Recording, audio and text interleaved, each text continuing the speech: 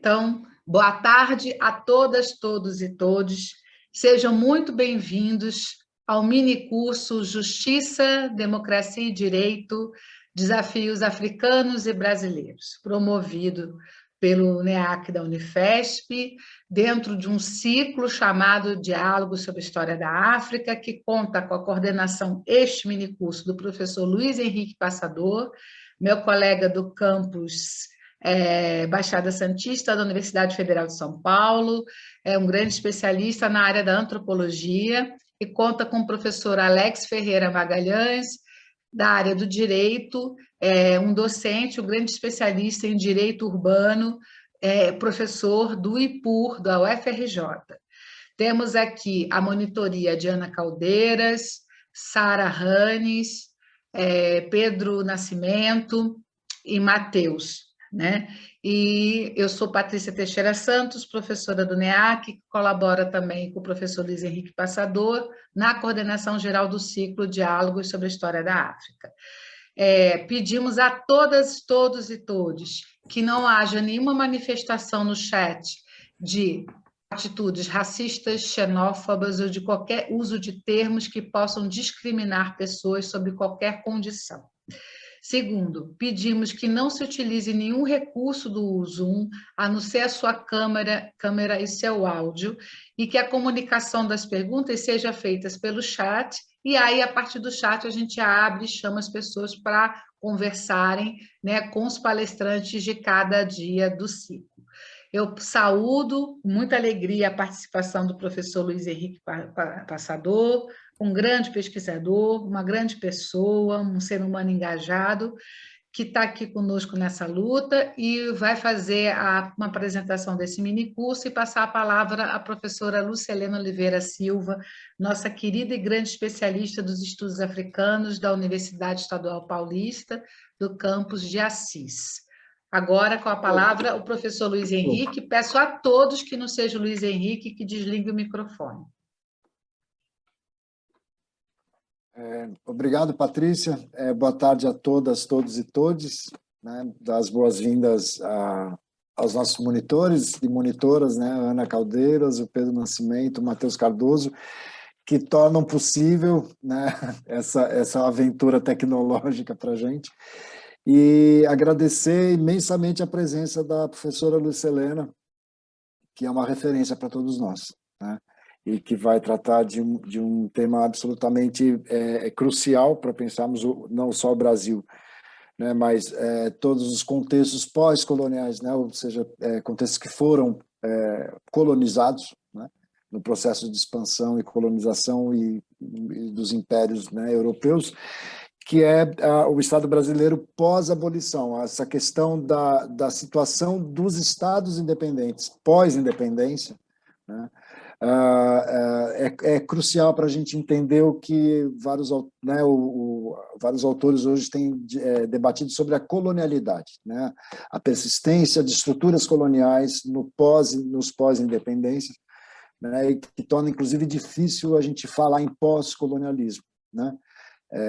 E eu acho que a aula da professora Lucelena vai ser chave para a gente pensar esse contexto brasileiro, né, que também ilumina, né, outros contextos pós-independência, e no momento em que democracia, justiça e direito são questões chave para a gente pensar e para a gente viver, né? Estamos vivendo uma crise institucional, não só no Brasil, mas em vários outros países, né? Não por acaso, que são ex-colônias.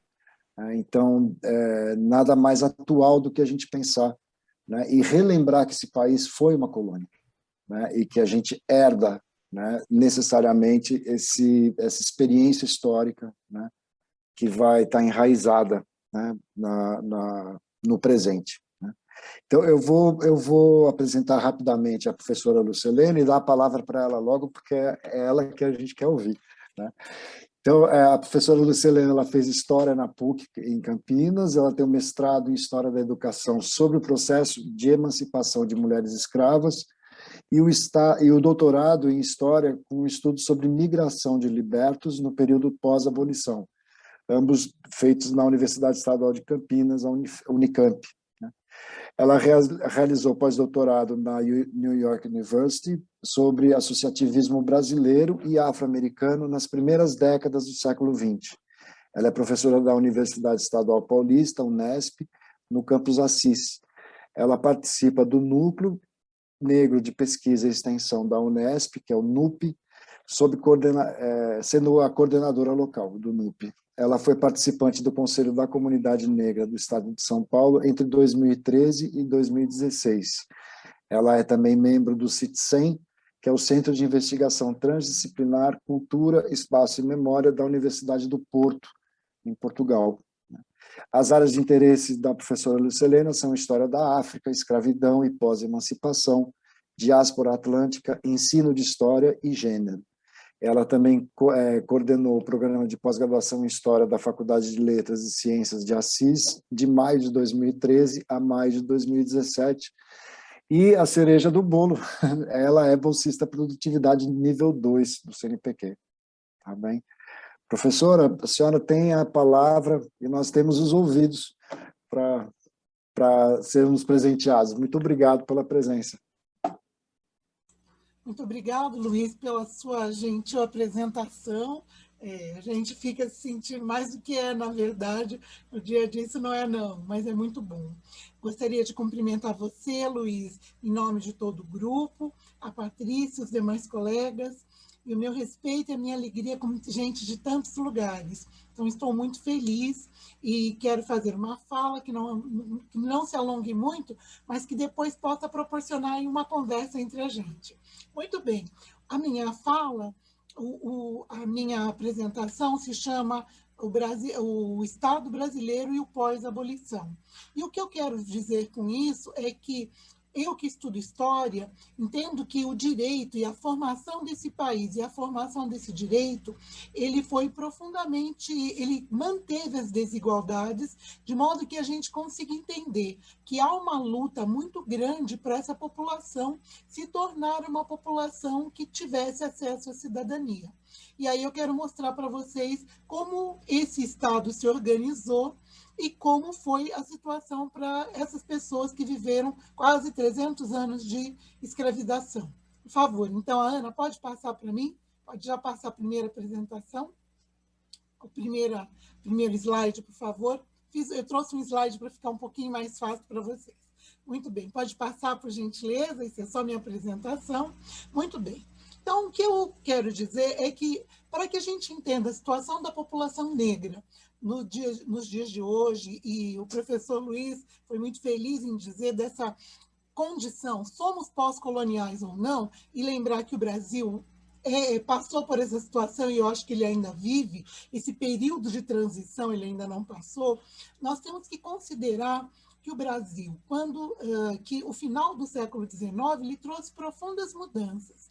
Primeiro, a gente saiu da monarquia para a república, terminou a escravidão, depois de uma luta muito grande, que não se deve apenas a abolicionistas de casaca, brancos, mas principalmente a luta diária de resistência da população negra, de toda essa população que fazia toda uma luta para poder estar presente e conseguir. Então, isso é um desrespeito quando a gente diz isso não é importante. Isso é importante. O problema foi o que aconteceu agora, mas que houve uma luta e que a gente não pode apagar e nem cancelar essa data é a primeira questão.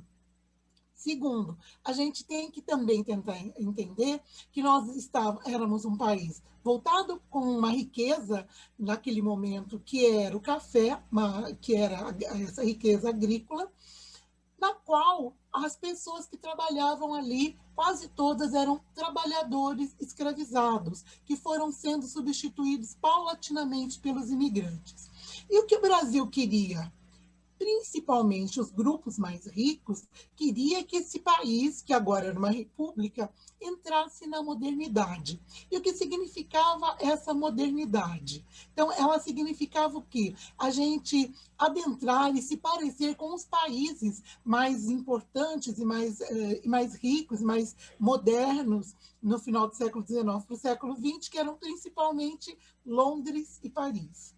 E aí, esses lugares, a gente vai ter que lembrar que eles estavam passando por um processo de industrialização, já na segunda fase, onde haviam muitas fábricas, uma população urbana, e essas cidades foram remodeladas, foram reorganizadas, para que realmente tivesse essa ideia de um lugar novo, amplo, com riqueza. Nós que queríamos parecer com eles e ser como eles, adotamos para e passo tudo isso. Então, a gente sonhava em ser a Europa. E o que significava, então, ser a Europa? O que significava, então, ser esse país e trazer a modernidade presente nesses países que eram modelos de riqueza e de civilidade? Pode passar, por favor, Ana. Vou pedir ao pessoal para desligar o microfone, só ficar. Monitoria, por favor, desligue os microfones, só deixando da professora Lúcia Helena. Legal. Oi. Bom, o que significava? Eu trouxe aqui ao lado a imagem do nosso símbolo maior, né? As avenidas que foram transformadas por uma transformação urbana muito grande lá em Paris, e aí mostrando, hoje ela modernamente, mas o que a gente está vendo é uma imagem de uma avenida muito larga, que a gente pode ver que tem a passagem de pelo menos 6 carros, grandes prédios, que mudou aquela Paris colonial, pequenininha, de ruas estreitas, para essa cidade. Tudo isso proporcionado pela riqueza. Muito bem. A ideia de trazer, então, a República era, principalmente para os intelectuais, criar uma identidade para o Brasil, e essa identidade do Brasil tinha que ser europeia. Só que ela vinha de onde? Ela vinha do rural, que quem tinha dinheiro eram os fazendeiros, que principalmente ligavam-se a culturas de exportação, a cana, o açúcar, o algodão, no período da Guerra dos Estados Unidos. E era esse grupo que dependia do trabalho dos escravizados e que agora não tinha mais, que queria entrar na modernidade. Então, eles topavam junto com os políticos, queriam criar uma identidade para o Brasil. E eles acreditavam que essa ideia de civilidade, ela estava principalmente na aparência, nas transformações urbanas, arquitetônicas, na incorporação de costumes. Então, a gente deveria comer como eles, vestir como eles, e isso era verdadeiro, porque a gente importava, inclusive, as roupas, os sapatos, a moda, tal como hoje, né? Tal como hoje a gente faz. Esses padrões eram importantes para a civilização, mas não eram só eles, mas era aquilo que era entendido como a ideia de civilidade. E aí, ao lado, a imagem dessa civilidade. Então, essa mudança, essa identidade, ela implicava em mudar principalmente a população. Nós não queríamos apenas a urbanidade que existia, os modelos, os prédios que existiam na Europa, mas nós queríamos as pessoas da Europa, queríamos ser brancos, porque sendo brancos, nós seríamos civilizados. E de onde vem essa ideia de que mudar as pessoas e mudar a cor da pele das pessoas vinha? Vamos ver, pode passar, por favor.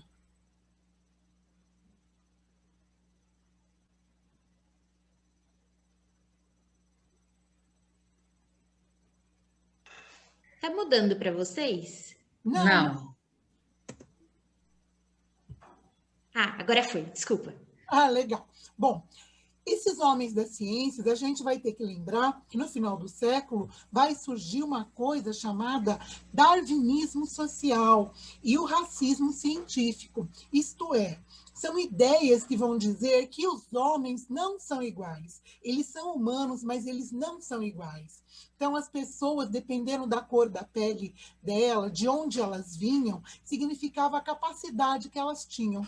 E isso queria dizer o quê? Que, a partir da Europa, a Europa seria o topo do mundo, as pessoas mais inteligentes, as melhores, aonde estavam as coisas mais importantes, o nosso modelo.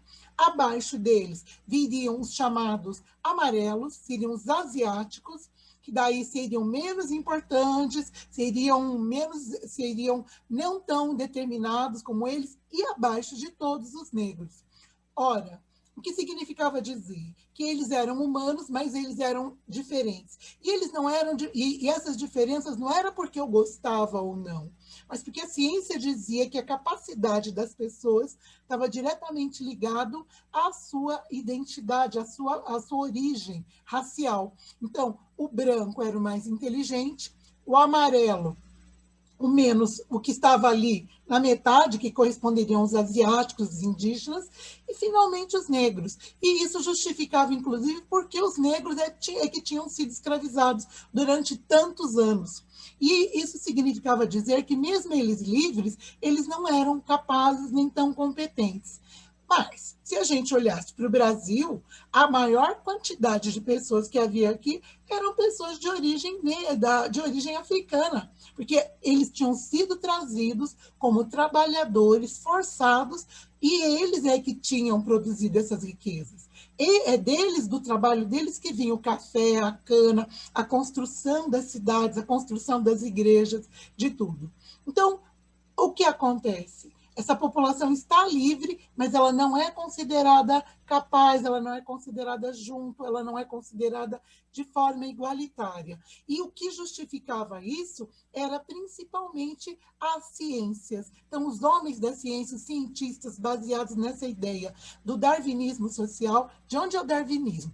A ideia do Darwin. O Darwin desenvolveu a teoria das espécies, tentando explicar por que é que haviam algumas espécies que tinham sobrevivido, outras não. E ele pensou isso para os animais. Mas essas ideias são trazidas por um cientista, pelo Herbert Spencer, que vai trazer essa ideia do Darwin para os humanos. E aí, qual era a máxima do Darwin? Bom, a melhor espécie sobrevive e domina. Era exatamente isso que ele trazia para nós. Qual é a melhor espécie? Os europeus, os brancos. Por isso, eles podem e devem dominar. Foi essa a justificativa que levou eles a poderem eles adentrarem a África e a Ásia, tomando territórios, dizendo, olha, nós somos melhores, nós somos mais competentes, nossa religião é melhor, nossa cultura é melhor, por isso nós vamos dominar. Então, o que acontecia é que, se no passado já tinha tido uma explicação para dizer por que eram os africanos que eram escravizados, agora não era mais aquela explicação religiosa que eu vou mostrar para vocês, mas era a ciência que dizia isso. Então, o determinismo racial acabou trazendo essa ideia, essa adaptação da teoria da evolução das espécies para explicar por que os grupos todos não seriam tratados de maneira igual. Pensem um pouquinho, eram essas ideias que estavam presentes quando o Brasil se tornou república e quando acabou a escravização. Então, embora houvesse toda uma aspiração por parte de quem havia vivido uma vida, séculos de escravidão, eles não foram considerados iguais. E as leis mantiveram essa hierarquia. E é isso que eu quero que vocês entendam, que essas dificuldades que nós temos hoje, elas estão estruturais, porque esse pensamento desse darwinismo social, dessa manutenção da desigualdade, ela foi para as leis. E essas leis justificam hoje porque algumas pessoas são consideradas suspeitas, potencialmente desistir, elas já são suspeitas, e outros não são considerados. Então, você vai ter todo esse conjunto de influências que vai apoiar e vai pesar sobre a criação de políticas públicas, o Código Civil, os códigos, a formação das escolas, para quem vão ser as escolas, quem deve frequentá-las, tudo isso e todo esse ideal de população civilizada e moderna, ela era importante para que, e foi influenciada por esse darwinismo social, por esses homens da ciência, dessas ideias que permaneceram até quando? Até a Segunda Guerra Mundial, porque baseada nessa ideia que Hitler entrou. Hitler entendia que se os europeus eram importantes, entre os europeus também havia uma hierarquia. E aí, nessa hierarquia, eram os alemães os mais inteligentes, os melhores, por isso, eles é que deveriam dominar o mundo. E essa ideia não era tão absurda, porque ele conseguiu levar o seu país a uma guerra, conseguiu estabelecer e convencê-los dessa importância. Então, vejam como esse conjunto de ideias que está presente no momento em que está se formando a nossa república, estão presentes e vão estar na hora de criar esse país, essa nova república. Por favor, pode passar, Ana. Bom, e aí eu trouxe para vocês um quadro que eu considero uma explicação por si só, imagética, muito importante do que queria ser o Brasil. Ele é um quadro que está lá no Museu Nacional de Belas Artes, como informa aí essa parte embaixo, e chama-se A Redenção de Cã. Ele foi feito por um pintor espanhol chamado Modesto Broco e Gomes, que viveu por esse período, e ele se chamou A Redenção de Cã. Olhando esse quadro que vocês verificam aí, vocês veem 4 personagens, né? E esses 4 personagens representavam um pouco do que era a população no Brasil. Olhando aí, a gente não vai poder fazer toda essa conversa que eu poderia fazer pessoalmente, a gente ficar perguntando, mas o que ele representa? Ele representa, em 1895, exatamente o ideal do Brasil, o ideal de se tornar branco. Então, vejam que essa mulher em pé, ao lado aqui à esquerda, essa senhora negra está como que olhando para o céu de uma forma que agradecendo, né? Ao lado dela, essa outra senhora que provavelmente deve ser filha. Ao lado dela, um outro homem, também branco, olhando de canto, mas com uma cara satisfeita. E esse bebê, branquíssimo aí, com uma maçãzinha na mão. E o que representava isso? O ideal do Brasil. Para o Brasil ser moderno, parecer-se com a Europa, ele iria se branquear. Ele iria se branquear. Esse quadro é aquilo que o Brasil queria ser. E esse ainda é um modelo e uma forma de pensar muito próximo daquilo que o Brasil quer ser. Que quando as pessoas querem agradar, às vezes, as pessoas negras, dizem, olha, eu não te acho negra, eu te acho até bem moreninha. Eu acho assim, como que se essa identidade fosse um problema. E para mostrar a vocês como o período, como isso se perpetuou ao longo da história. Mas de onde vem esse nome, Redenção de Cã? Passa, por favor, Ana. Redenção de Cã se refere a Cã, que seria o filho do Noé. Na verdade, existe uma história bíblica que está lá no primeiro livro, né, da Bíblia, que dizia que Noé, quando fez a arca e mudou-se para a arca, ficou 40 dias, 40 noites com seus filhos, com uma dupla de cada animal, mais os seus filhos, ele tinha 3 filhos, e depois, quando tudo acabou, porque tudo foi inundado e voltou, foram seus filhos e que repovoaram o mundo. Por nessa leitura, Noé plantou uvas, e ao plantar uvas, ele fez vinho, bebeu e ficou bêbado, e ficou nu. E os filhos todos viraram o rosto, mas o Cã riu do pai. E aí está então escrito em várias versões bíblicas que porque ele tinha rido do pai, ele seria considerado servo dos seus irmãos. Muito bem.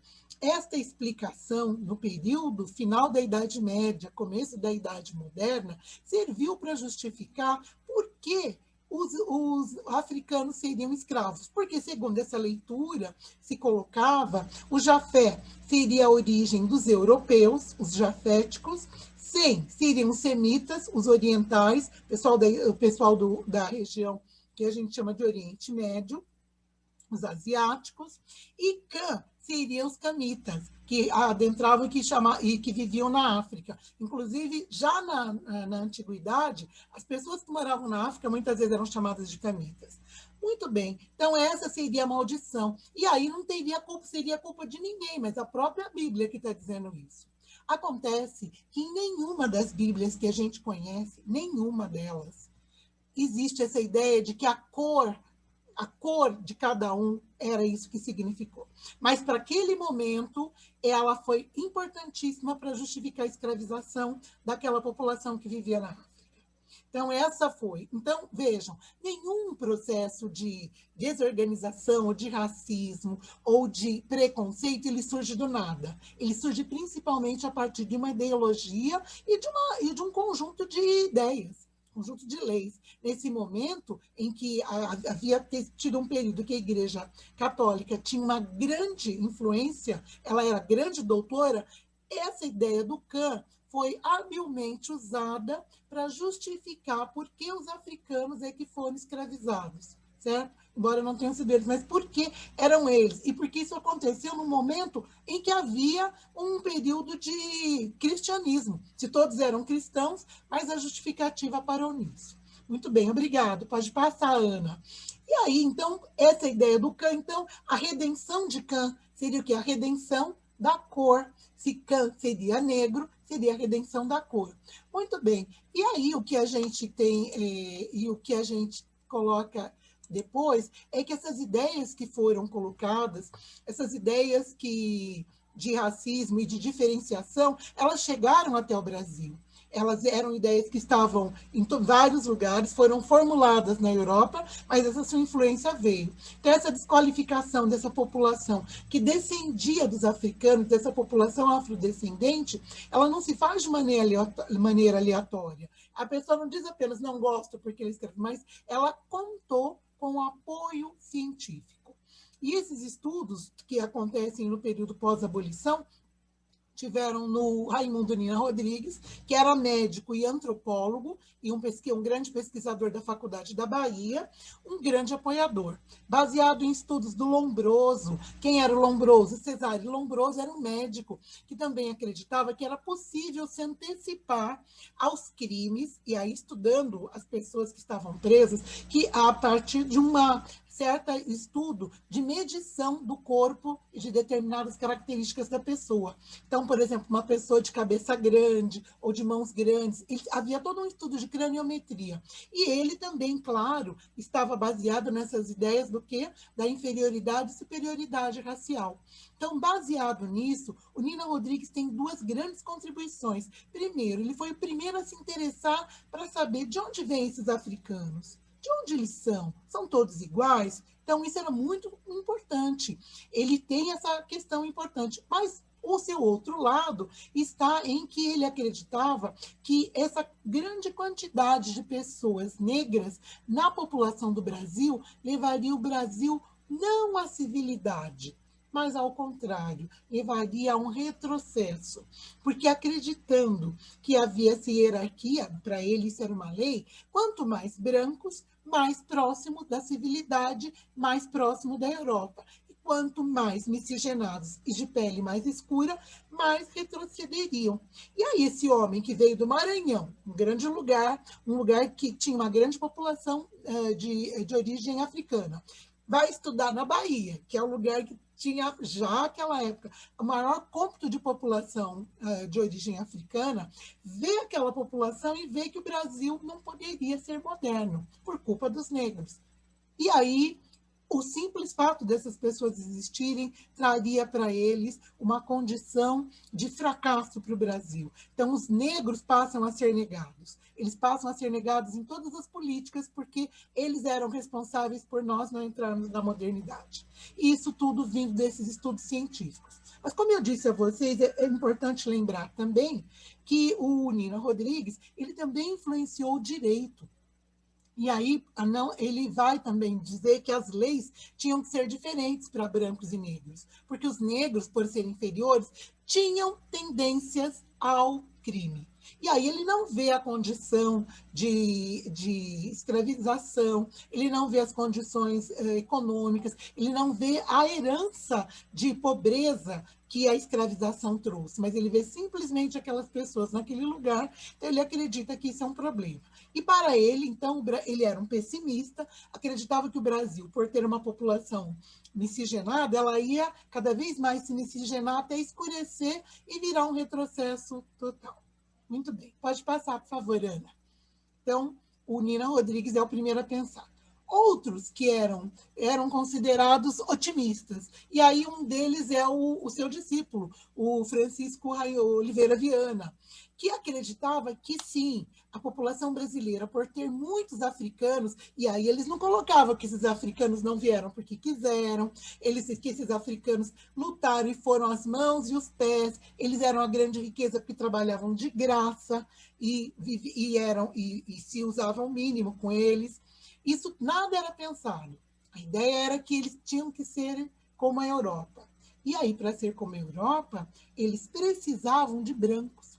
E como essa população já sabia da questão genética, né, de que o gênero negro ele é dominante, eles acreditavam que não era possível. O Brasil não vai se tornar nunca uma Europa.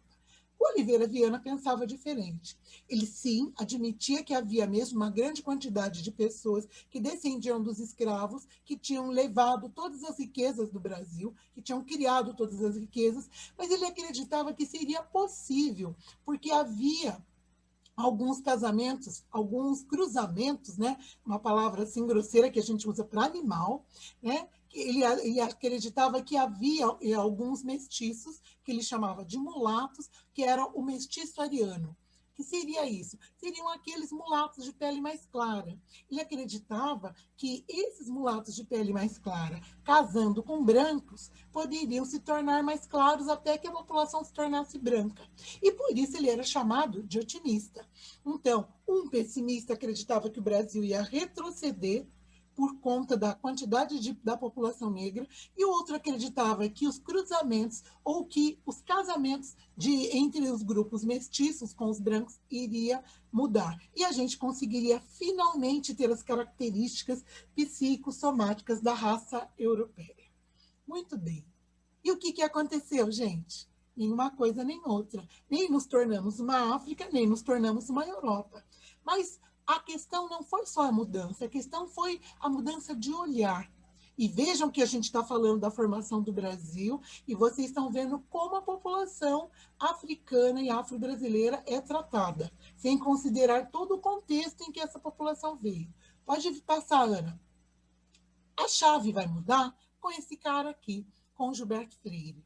O Gilberto Freire, ao escrever Casagrande Senzala, e aí o Gilberto Freire é uma figura tripolêmica, né? Mas ele tem um aspecto muito importante, porque embora ele fosse antropólogo, ele teve um outro olhar para a questão, por algumas características pessoais. O Gilberto Freire era filho de pessoas ricas, de grandes fazendeiros, produziam cana-de-açúcar, e ele foi estudar, fazer faculdade, mas ele não foi para a Europa, ele foi para os Estados Unidos. E indo para os Estados Unidos, lá ele, nos anos 20, ele viu os conflitos raciais, ele viu as pessoas serem linchadas, os negros serem linchados, ele viu o grande apartheid que existia naquele lugar. E ele olhando para o seu próprio país, o que ele estudava, ele dizia, não, aqui não aconteceu isso. Então, esse olhar dele, de que aqui no Brasil é melhor, de que essa escravidão aqui foi melhor, mais branda, está muito forte nessa tese dele, que virou depois o livro Casagrande Senzala, produzido em 1933. Mas qual é a vantagem que ele trouxe? É que ele disse que, na verdade, essa questão de ser superior ou inferior pouco interessava, porque ele acreditava que a população negra ela era culturalmente muito importante. E ele vai dedicar no seu livro, Casagrande Senzala, 2 capítulos para falar dessa população. Se, por um lado, ele vai criar alguns estereótipos, dizendo das mulheres mestiças, das mulheres mulatas, que são, assim, o frisson, que são as mulheres que os homens portugueses se interessavam, e vai criar essa sexualidade exacerbada do negro, por outro lado, ele vai dizer que essa questão de inferioridade não tinha a ver. E ele vai mudar essa questão, ele vai dizer que, na verdade, isso baseado no que ele via, que a contribuição do negro era grande. Então, ele vai exaltar a contribuição na comida, na alimentação, na agricultura, na construção, mostrando essas formas. Então, ele vai trazer não mais a caráter, que o importante era a cor da pele, mas o importante era a cultura. E essa chave de ele pensar a cultura, que vem do Franz Boas, o seu orientador, é que vai mudar. Eles vão tirar essa ideia de superioridade e inferioridade devido à cor da pele e vai trazer essa questão. Para aquele momento, ele, claro, não deixa de ser racista, porque ele olha para os indígenas como inferiores. Mas, naquele momento, o que muda, e o que eu quero trazer para vocês, é como esse debate aqui, toda essa questão, como vai reverberar no olhar das elites sobre a população, sobre a grande parte da população, que era miscigenada, negra, indígena, dos brancos pobres. Certo? Pode passar, por favor. Isso. Então, esse processo de modernização, ele é complexo, porque a gente queria parecer-se com as grandes cidades da Europa, que eram para nós referência de progresso e modernidade. A gente queria mudar, fazer mudanças urbanísticas, então mudar, parecer igual, e principalmente, a gente queria criar um ambiente europeu. Isso significava o afastamento dos pobres, dos negros, nas grandes cidades como Belém, Rio de Janeiro, Belo Horizonte, São Paulo. Como assim? Por dois motivos, por várias questões. No Rio de Janeiro, eles vão reformar, e os cortiços, que eram casas antigas do centro da cidade, onde morava essa população, vão ser demolidos. Então, essa população, principalmente essa população de origem negra, não vai ficar ali. Segundo, que ao remodelar e fazer essas coisas bonitas, eles pensavam que aquilo eram espaços para os ricos. E quando essa população pobre for visitar, e isso acontece até os dias de hoje, um homem pobre, um homem sujo que senta numa praça, eles eram alvo do quê? De suspeita. E por que ele era alvo de suspeita? Porque, segundo aquelas ideias que nós vimos, essa população era inferior, era dada ao crime e assim por diante. Então, vejam que essas ideias são antigas e elas são criadas, mas principalmente elas são perpetuadas nas leis e na concepção da elite, que permanece até os dias de hoje. É só a gente ver essas questões, é só a gente ir para a mídia para a gente verificar isso. Então, como modelos dessas mudanças urbanísticas, a gente vai ver, por exemplo, em São Paulo, que vai ter a igreja de Nossa Senhora do Rosário dos Homens Pretos, que era bem ali no centro, ela vai ser retirada, porque, afinal de contas, ela era dessa população pobre, ali tinha um monte de gente que vendia ervas, e nessa cidade moderna, isso significava coisa do passado.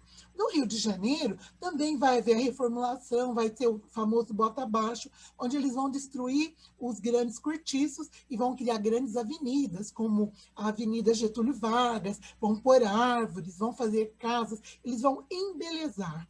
Então, para eles, a modernidade era a mudança da transferência, mas ela era, principalmente, ela se alojava na ideia de riqueza. E as pessoas que moravam ali? Isso não era importante. Isso não era absolutamente importante. Muito bem, então esse desprezo, como vocês veem, vem de longa data. Pode passar, por favor, Ana. E aí, como exemplos disso, eu quero mostrar para vocês, trouxe duas imagens. Aqui à esquerda, a Avenida Paulista, já reformulada, que era uma pequena avenida, então, com seus palacetes. Claro que hoje ela já está ainda mais mudada, poucos palacetes ficaram. Quem morava aqui? As pessoas que tinham ganhado muito dinheiro, os grandes fazendeiros, que tinham suas fazendas e sua casa na cidade mais rica. E aqui ao lado, uma imagem aqui desse conjunto maravilhoso que compreende aqui o teatro e toda essa região do Rio de Janeiro, que foi aberto, foram destruídas várias ruas para que pudesse abrir, pudesse ter espaços como a Europa. Isso chegou a tal ponto, gente, que o Campo de Santana, que é a Praça da República, que é a praça que fica em frente à Central do Brasil, nela foram trazidos de lá, foram trazidos esquilos da Europa, foram feitas estátuas de ninfas e de elfos, tal como na Europa, que se valorizava muito a cultura greco-romana, então a figura de anjos, aquelas figuras greco-romanas, com fontes, com água, e até para imitar isso, eles vão trazer os esquilos e vão trazer os pardais, que eram um símbolo da cidade de Paris. Bom, os pardais se adaptaram tanto que foram até considerados pragas urbanas. Mas tudo isso para mostrar qual a preocupação e o zelo e o desespero que a gente fosse como a Europa. Pode passar, por favor. Bom, aqui outras imagens, e aí eu queria mostrar um contraste, né? Aqui de novo a Avenida Paulista, com seus grandes casarões, e aqui ao lado uma grande estalagem, um grande cortiço, né? Nesse grande cortiço, que tinha cerca de quase 40 quartos, quarto e sala, haviam apenas 3 banheiros e 5 tanques. Então, toda essa população, esses cortiços eram no centro da cidade e morava a população pobre, porque era mais próximo do trabalho, porque era mais tranquilo. Mas isso não significava. Essas pessoas moravam. Claro que elas sabiam que moravam mal. Então, claro que essa grande quantidade de gente com equipamento de higiene pequeno dava confusões. Mas só para mostrar como essa modernidade não atingia a todos. Pode passar, por favor. E aí esse predomínio desse racismo científico, que excluía a população indígena, que excluía todo mundo que não era europeu, ela foi até pelo menos os anos 30. E a gente tem que lembrar que aquela obra que eu falei para vocês, do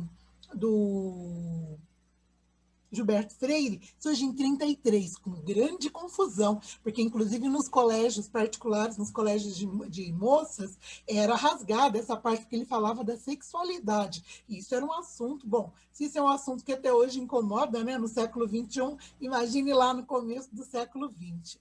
Então, mas, de qualquer maneira, esse racismo científico, ele foi uma forte influência nas ações governamentais, como o censo, como critérios para a escolha de alunos, como a prática da eugenia, porque, por exemplo, quem ia estudar nas escolas que não tinham todos, eles tinham que fazer um vestibulinho e também, muitas vezes, tinham que fazer exames. Por exemplo, o Colégio Pedro II, e aí tem um livro chamado Diploma de Brancura, do Jerry Dávila, que é um norte-americano, brasilianista, ele mostra como, para além de, para você estudar ali naquela escola, que era a escola de ensino chamado antigo ensino médio, ou ensino de segundo grau, a escola mais importante, você tinha que fazer um vestibulinho, que era uma prova de conhecimentos específicos, e as moças tinham que fazer um exame físico, medindo a circunferência da coxa, da cintura, do busto, porque eram apenas aquelas pessoas consideradas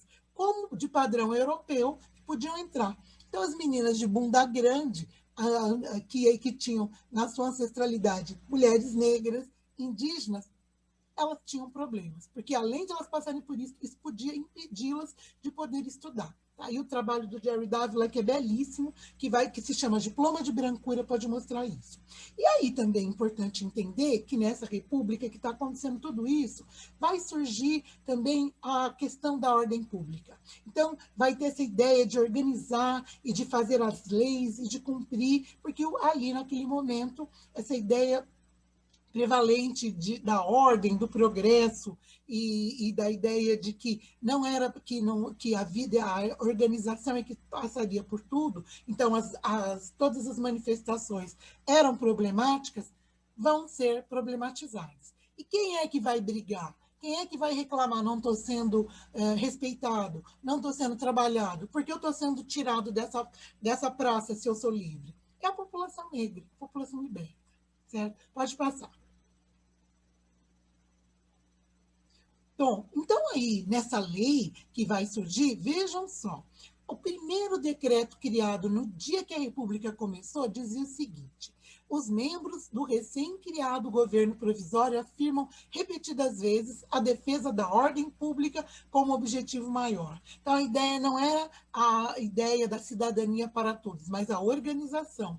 E aí, nessa república, que nós costumamos chamar de República Velha, esses presidentes, tanto os militares como os civis, que vinham de grupos da elite, eles tratavam a população como seus trabalhadores. E as manifestações dos trabalhadores eram intoleradas, porque elas iam contra a ideia da ordem pública. Então, ou seja, toda movimentação de trabalhador, toda movimentação de pessoas se queixando ou reivindicando alguma coisa era entendido como caso de polícia, e por isso tratada com grande repressão. Isso a gente vai ver tanto na política, como a gente vai ver ao tratamento dado à população de uma maneira geral. Pode passar, por favor, Ana.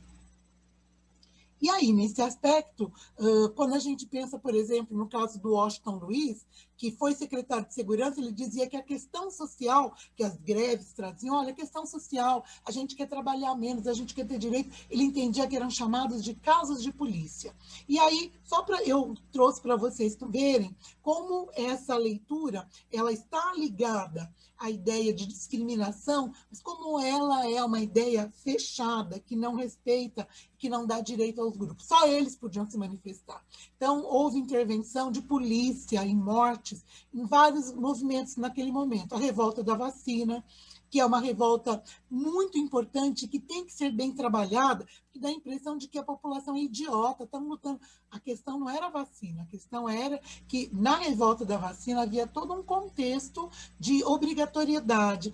Vejam que as pessoas tomavam vacina na perna, que havia todo um movimento de pudor, criado pela própria classe média, pelos jornais, diziam, vocês vão deixar que as suas esposas, suas filhas, mostrem para o vacinador partes íntimas do corpo. Então, eles faziam isso. E isso se juntou com o desagrado de uma grande inflação, chamada caristia, que dificultava até que as pessoas pudessem comer e se alimentar do básico, do transporte, que era transporte de burro. Então, tudo isso leva a uma revolta. Quando vem essa obrigatoriedade, o fato de ser uma obrigação do governo já vai fazer com que as pessoas se revoltem, né? Mas como ela é entendida? Como um monte de pessoas ignorantes, né? Não se entende o contexto. A revolta do vintém, porque a subida do preço do bonde, e aí a população pobre não tinha. A revolta do contestado, que é a questão da terra, onde essa população fez como as pessoas ricas, foi lá e ocupou um espaço, mas esse espaço era um espaço que não poderia ser deles, que foi briga, onde entram os grandes grupos, e aí os grandes grupos ganham terra, mas os pobres têm que pagar.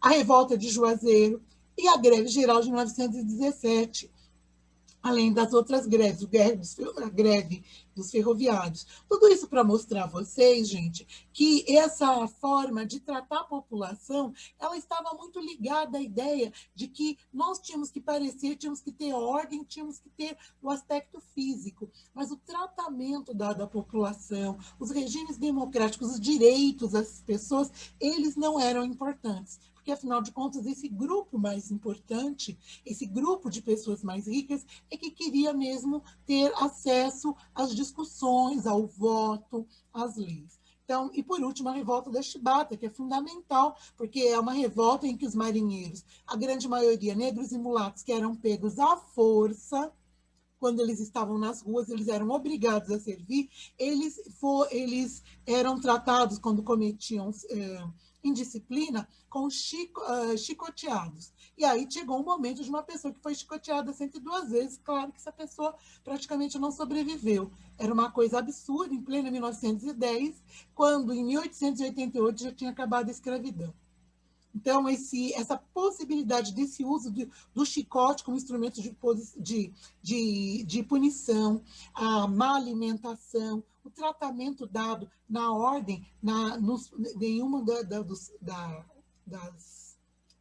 perdão, faltou a palavra, em um dos órgãos mais elitistas, né? Nós temos o Exército, a Aeronáutica e a Marinha, e a Marinha sempre foi elitista.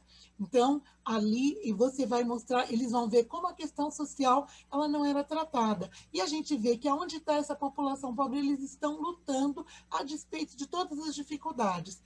Essa é uma outra questão importante. Essa população sempre resistiu, apesar desse tratamento dado. O que eu quero mostrar para vocês é que a lei não os facilitava em nada. E ela é baseada naquelas ideias. Pode passar, Ana. Muito bem. E aí, como essas medidas, como esse olhar afetava a população pobre?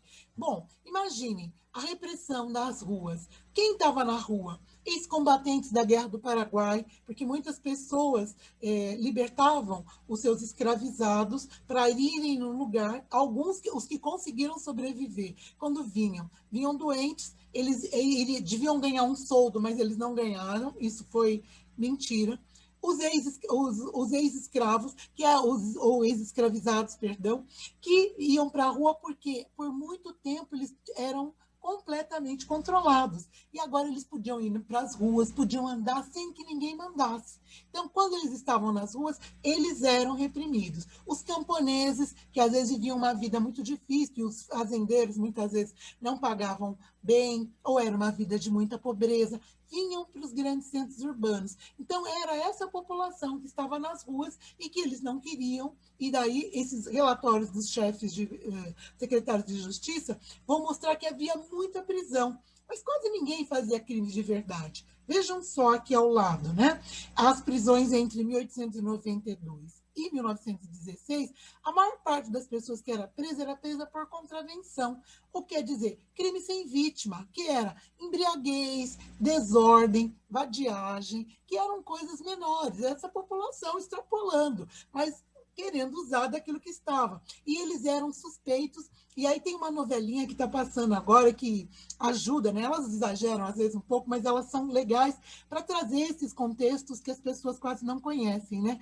Eles muitas vezes eram suspeitos de uma forma puramente discriminatória. Eles eram detidos simplesmente porque as pessoas não gostavam. Eles não, embora eles fossem livres, eles não podiam estar nas ruas. Eles tinham que mostrar que eles estavam trabalhando. E se eles não quisessem? Esta opção não existia. E aí eles todos eram presos, enquadrados. Então vejam como isso afetou o olhar dessa população, que sem saber estava herdando esse olhar discriminatório lá do darwinismo social. Pode passar, Ana.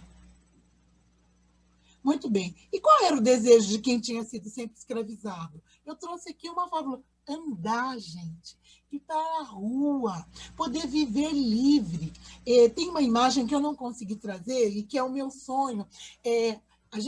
Havia algumas pesquisas de pessoas que conversavam com os velhinhos, os ex-escravizados que ainda tinham sobrevivido, que muitas vezes eram mendigos nas ruas. Qual era o objeto mais importante para eles? Muitas vezes era um par de sapatos que eles tinham amarrado pelos cordões e punham em volta do pescoço. Você pode achar isso engraçado, mas o sapato era o signo da liberdade, porque escravizado não podia usar sapato, a não ser que o Senhor permitisse. Então, aquele símbolo da liberdade era importante. Usar guarda-chuva, poder se cobrir do sol. Esses objetos, esses pequenos signos, eram fundamentais. Poder dançar, poder fazer folguedo, poder praticar sua religiosidade. Era isso que eles desejavam, eram esses desejos. Mas eles eram reprimidos nisso, porque desde o início todas as práticas afro-brasileiras foram perseguidas e vocês vão ver como a lei vai enquadrar e como ela existe até hoje. Eles queriam poder casar com quem eles quisessem, poder beber, escolher o que fazer e até não fazer nada, até ser vagabundo, porque as pessoas ricas, muito ricas, não fazem nada, elas apenas coordenam, porque eles não poderiam fazer.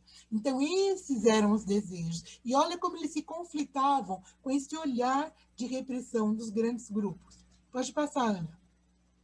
E aí, nesse momento, as leis vão vir. Então, eu queria dar alguns exemplos para vocês, como essas leis coibiam a vida dos libertos. Eu me tornei livre. Por que você vai ver sempre a população negra sempre sendo parada pela polícia? Olha aqui, o Código Penal, artigo 399. Quem era preso por isso? Deixar de exercitar profissão, ofício, ou qualquer mister que ganhe a vida, não possuindo meios de subsistência, domicílio certo, em subsistência que habite. O que quer dizer isso, gente? Olha o que eu falei para vocês. Quem é que o cara que a vida inteira tinha um dono dizendo o que ele fazia, que não era dono, às vezes, do próprio corpo queria? Ele queria cuidar de si, ele queria estar nas ruas. E olha o que essa lei fazia.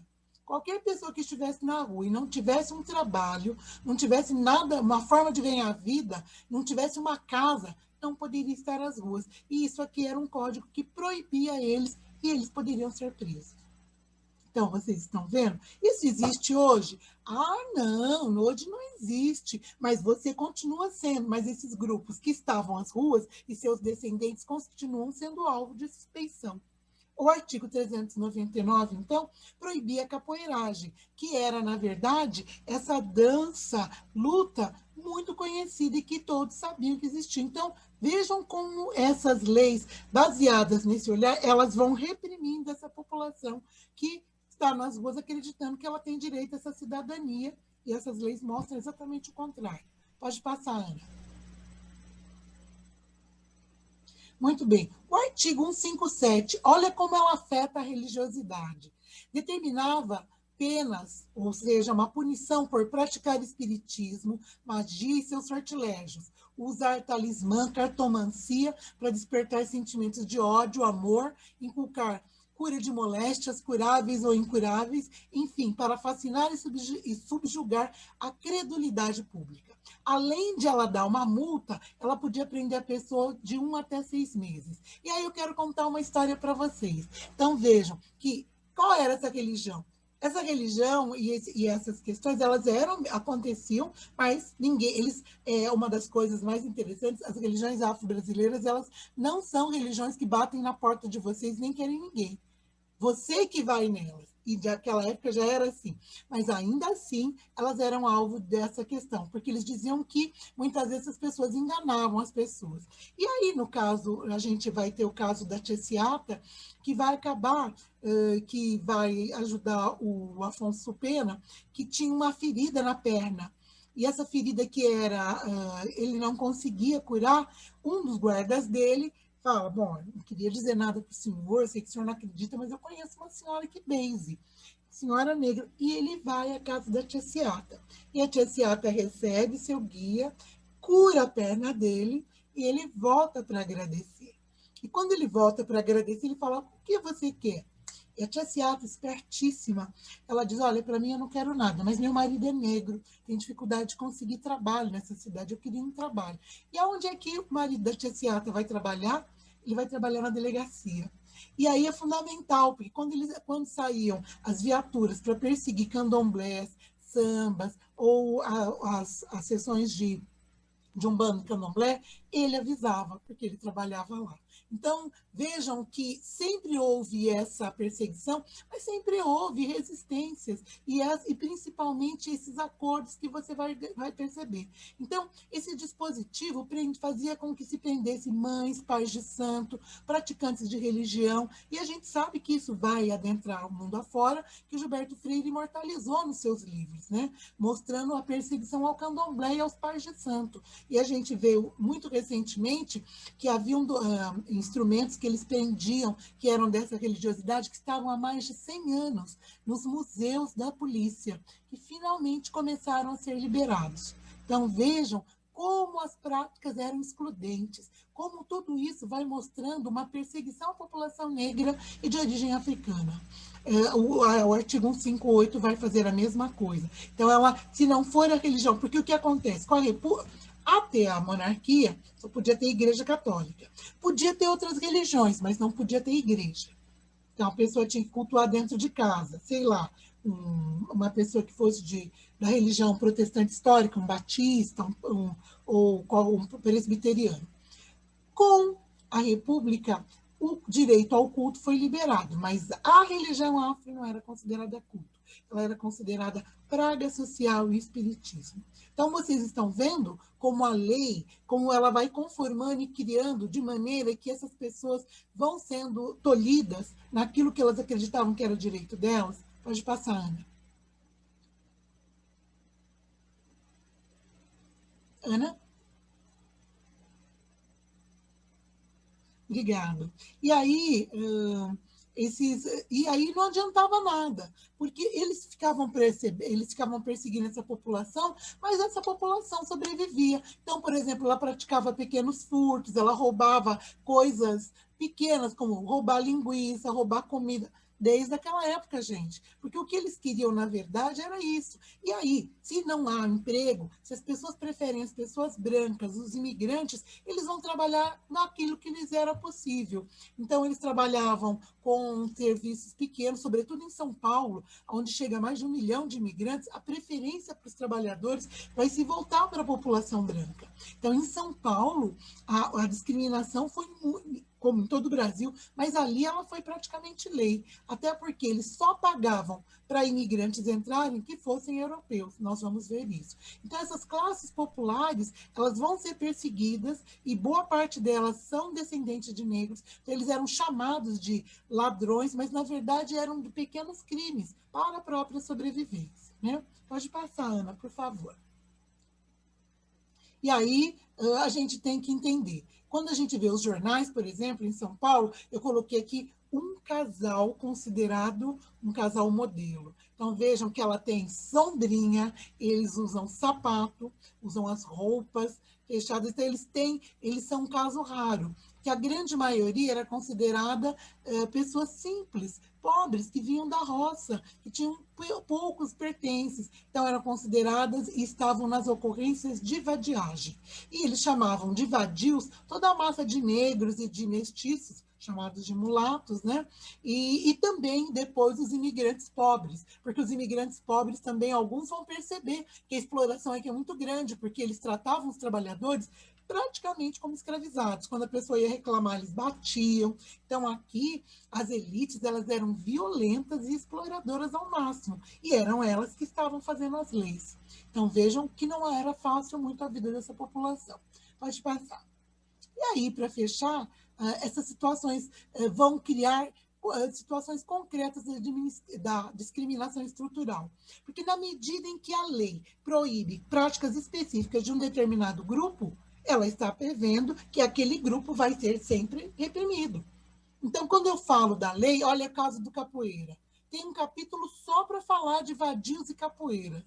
Quem é que praticava? Você vai ter portugueses, tem aí o livro do Carlos Eugênio Líbano Soares, que vai falar sobre a capoeira, ele vai falar das maltas de capoeiras portuguesas, mas ela era essencialmente uma prática africana. Então, a lei, ela permanece discriminando e tirando a cidadania dessa população, que eram chamados de malandros cariocas, de pícaros e assim por diante. E aí eu trouxe uma imagem bem legal, eles praticando, e olha ali o guarda chegando, né, para a discriminação. Então, essas questões todas vão reverberar numa lei que discrimina a população, e você sabe quem ele vai discriminar, porque são aquelas pessoas que estão praticando aquela determinada característica singular cultural que pertence àquele grupo.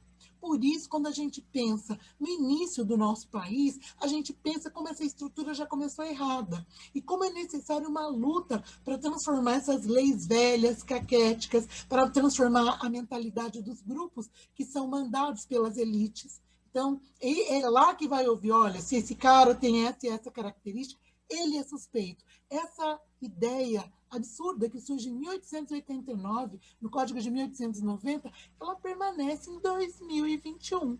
E ela se baseia numa lei. E essa lei é completamente viciada, como vocês veem. Pode passar, por favor.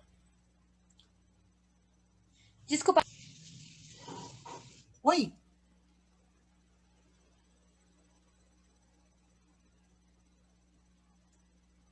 Isso. E aí, essas pessoas que eram consideradas indesejáveis, que eram presas, para onde iam? Bom, aí havia uma questão. Eles mandavam prender essas pessoas ou confiná-los em asilos. As pessoas eram obrigadas a ficar lá.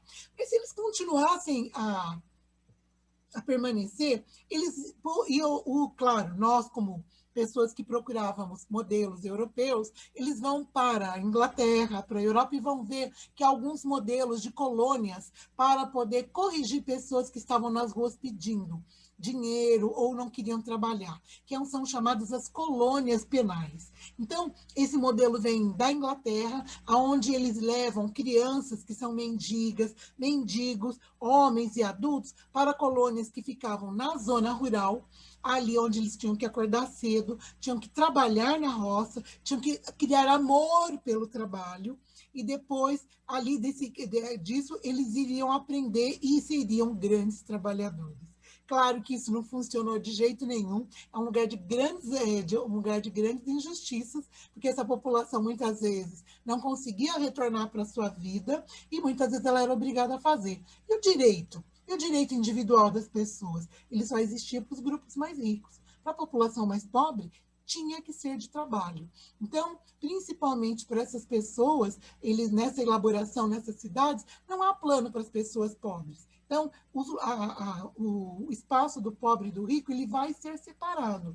Se há uma coisa que essa grande reformulação vai fazer, é que não vai ter mais cortiço ao lado de um casarão de uma pessoa rica. Então, principalmente no Rio de Janeiro, eles acabam indo para os lugares que ninguém quer, para os morros, porque ali embaixo só iam ficar as grandes avenidas, os grandes lugares. Então, essa separação de pobres e ricos, para onde vão os indesejáveis, começa já nesse momento. E aqueles que continuavam no crime, eles ainda poderiam ser mandados para prisões para locais ermos, como, por exemplo, Fernando de Noronha, que foi um grande... que guardava uma grande penitenciária, né? Inclusive penitenciária política. Pode passar, por favor, Ana.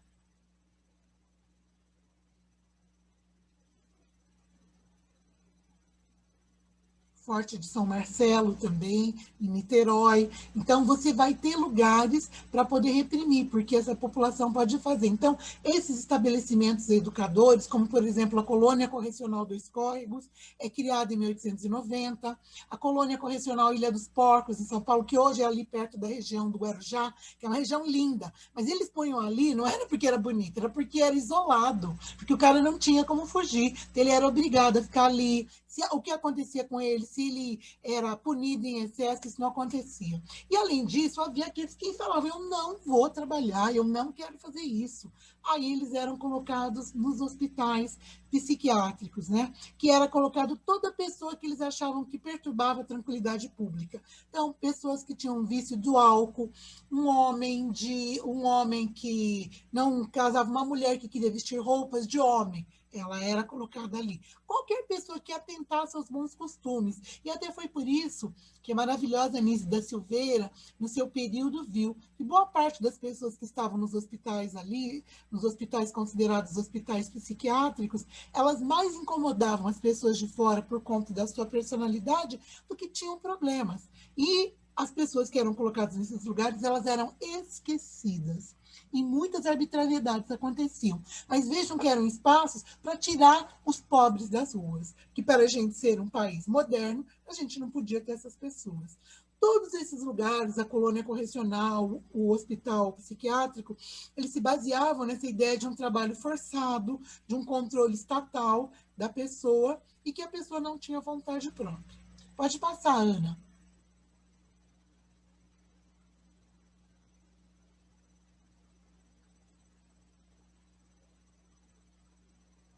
Ana?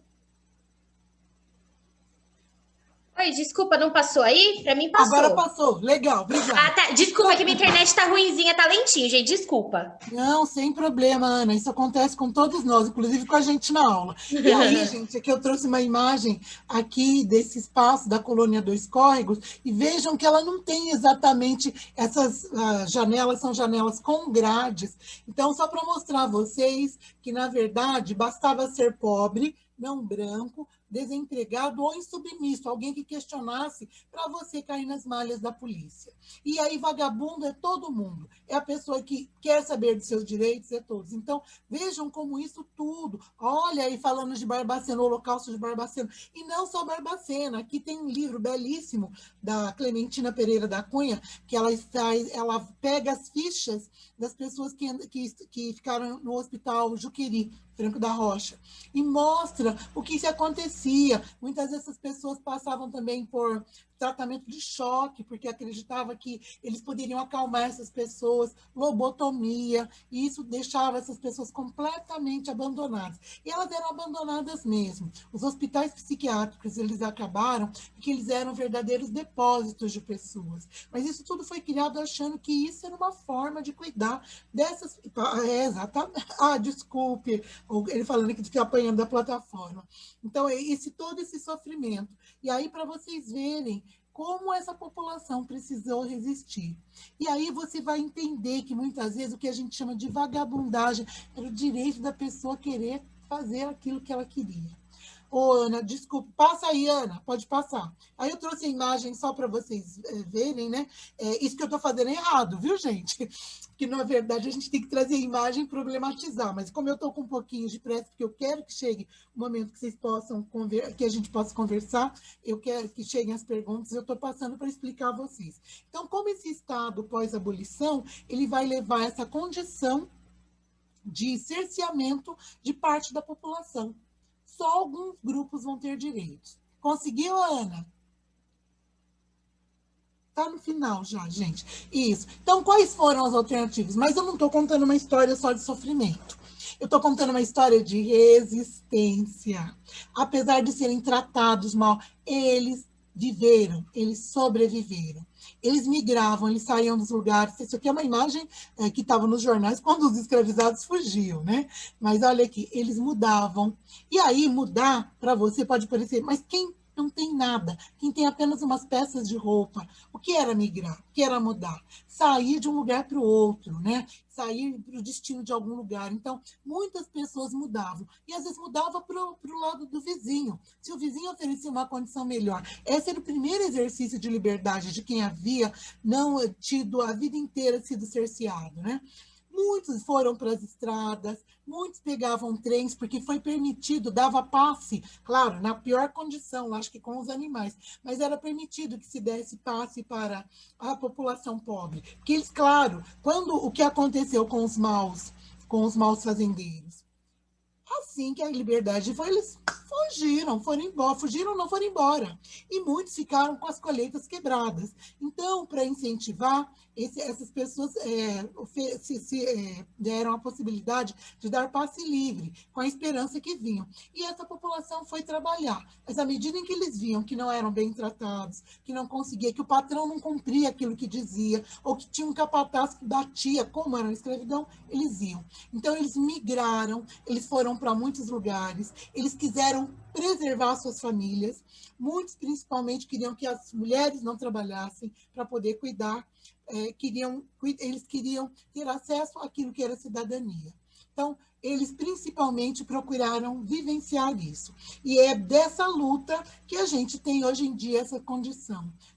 Se a gente conseguiu ter a condição, se eu estou aqui, é porque houve ancestrais que lutaram para que a gente tivesse acesso a um estudo. E ainda assim, a gente pode contar uma história, e vocês todos podem contar histórias de resistência, como não é fácil você vir das classes populares e estudar no espaço, porque a universidade era criada para as classes hegemônicas, os grupos mais ricos. Pode passar, por favor, Ana.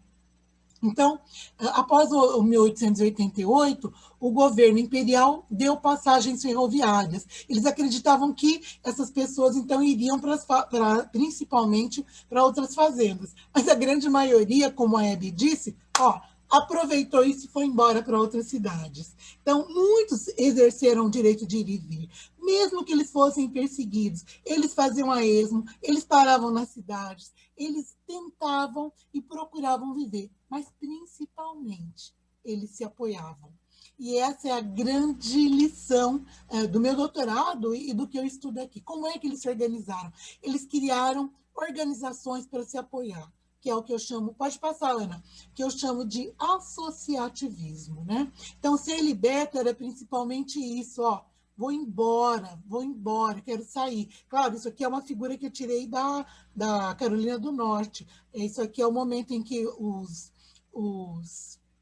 confederados, os do Sul, que se mantinham, ganham, e aí os escravizados podem sair. E aí eles vão andando. Aonde? A rua. Né? E isso é muito interessante, que eles sempre passam.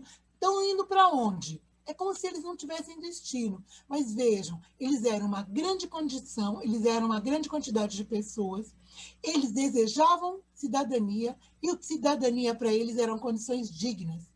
Muitos, embora não quisessem trabalhar, eles queriam trabalhar, mas eles queriam negociar salário, não aceitar a miséria que o Senhor dava. E aí eles ficaram sendo conhecidos como o quê? Como ingratos. E aí a gente vai ver gente rica escrevendo nos jornais como eles eram ingratos. Eles queriam trabalhar.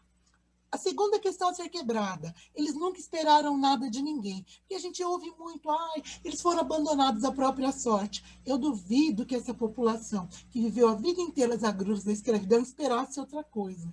O que eles queriam era o direito de eles poderem escolher trabalho, lugar, bebida, lugar onde estar, poder ir para uma praça, poder sair. O que o mendigo quer fazer? Só porque é chique, ele não pode entrar no shopping? Tragam esta lógica para os dias de hoje. Por que o mendigo não pode entrar no shopping? Porque ele está sujo? Porque ele está maltrapilho? E aí é o que o Reed Andrews coloca, né, que a presença dos libertos ela era perceptível, mas à medida em que a população, os fazendeiros, ao invés de negociar salários, preferiram trazer imigrantes, que daí iam ficar dependendo deles, porque teriam que ficar trabalhando ali para pagar a passagem, eles escolheram o desemprego dos negros e também fizeram uma escolha de pele, uma escolha racial. São Paulo escolheu ser branco. E aí, dos 60 mil negros que tem ali, chegam 1 milhão de brancos, eles se matizam. É como se São Paulo ficasse negro. Muitos vão tentar voltar para suas casas, para os seus lugares de onde eles vinham. Mas a grande maioria desapareceu, além das dificuldades para conseguir emprego. Pode passar, Ana. Estou finalizando, queridos. E aí eu quero só dizer para vocês que esse racismo, ele não se voltou só para os negros. Eu trouxe aí a imagem de uma família chinesa que foi proibida, porque quando houve esse processo, os imigrantes foram proibidos de entrar no Brasil, chineses e turcos, porque os chineses eram considerados pessoas muito perigosas e traiçoeiras, e os turcos porque não eram católicos. Então, na Professora, verdade... querida, desculpe, a senhora só tem mais 5 minutinhos. Estou fechando, Tá, obrigada. obrigada. Ai, desculpe. Então, aqui, eu só quero dizer para vocês que, na medida em que eles escolhem quem eles vão financiar ou não, eles estão assumindo o branqueamento. E é importante dizer que, no estado de São Paulo, o branqueamento foi uma política pública. Por quê? Porque o estado de São Paulo e o governo pagava para os brancos, mas não pagava nem chineses, nem a turcos, nem a japoneses. Então, finalizando, pode passar, por favor, Ana. Queria só dizer para vocês que, frente a essas dificuldades, a população negra se organizou em escolas de samba, em clubes de letramento, em associações mutualistas. Que é associação mutualista? Uma associação que apoia, que paga um médico, que ajuda a pagar o enterro do outro.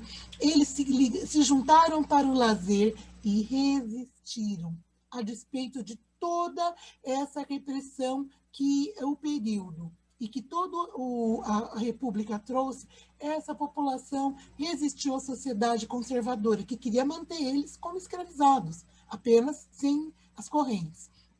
Então, pode passar. Então, é fundamental dizer para vocês, e aí eu fecho dizendo para vocês que esse trabalho, ele pode passar, por favor, mais uma vez, esse trabalho foi fundamental, porque, a despeito disso, essa luta dessa população que criou jornais para eles próprios denunciarem, olha aqui o exemplo, denunciarem o racismo nas escolas, o racismo nos clubes, e que aconteceu também, pode passar, no exterior, aí trazendo o Du Bois nos Estados Unidos, eles vivenciaram. Isso aqui é uma foto de uma festa que aconteceu numa escola particular da população negra criado para eles. Então, quero dizer só para vocês, pode fechar.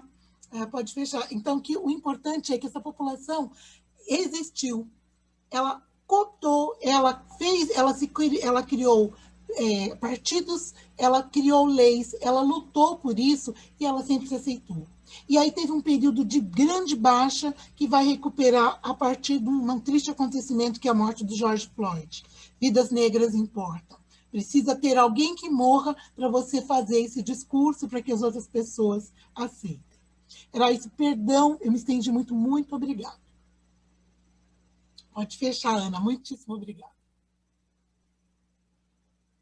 Lucelena, nem faltam palavras, mas aqui no chat estão todos parabenizando a tua aula, que é exemplar mesmo. Eu só fazer um comentário rápido, é interessante como esse conjunto de leis, né? Por isso que é importante a gente prestar atenção nos códigos do direito, né? Da mesma maneira que ele cria as fronteiras desse outro subalterno, ele vai criando as fronteiras da branquitude que se instaura no país. Né? Não deu tempo de falar, mas isso é para um outro momento, no curso 2. A branquitude que é detentora dessa aura da ordem, dos bons costumes e do poder. Né? Eu queria te parabenizar pela aula, porque e como mulher negra, né? Uma historiadora negra, é importante a gente ter justamente essas outras vozes, né? Para nos ensinar que país é esse. Um comentário muito rápido, duas coisas. Ontem, numa conferência da Laura Moutinho, na Cátedra Eduardo Said, da Unifesp, ela chamou a atenção para uma coisa muito importante, que você tocou na questão da sexualidade. A primeira lei do conjunto de leis que vai formar o apartheid, a primeira foi a proibição de casamentos interraciais. Né? Isso no início do século XX, ou seja, concomitante. Acho que como é interessante a gente pensar Brasil e África, e no momento em que essas engenharias sociais e jurídicas estão sendo construídas nesses contextos. Né? E a outra coisa que me chamou muito a atenção é a foto dos cortiços, né, em que a insegurança sanitária é óbvia, né? Você fala, são 3 banheiros e 5 tanques, e lembrar da insegurança sanitária que a gente vive hoje no momento de pandemia, que ela é desigual, né? Justamente para essas populações que naquela época viviam nos cortiços e hoje vivem nas periferias, etc. Então, nas ruas. Nas ruas. Você tem que lavar as mãos. Aonde? Eu quero ir ao banheiro aonde? Não é? Fique em casa, que casa, né? Que casa, isso.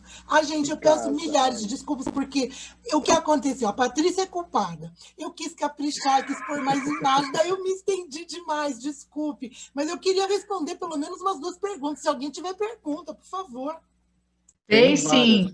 Monitoria, conseguiram organizar as perguntas? Pedro, pode projetar? Consegui sim, Patrícia. Só um instantinho, por favor. Tá certo, querido.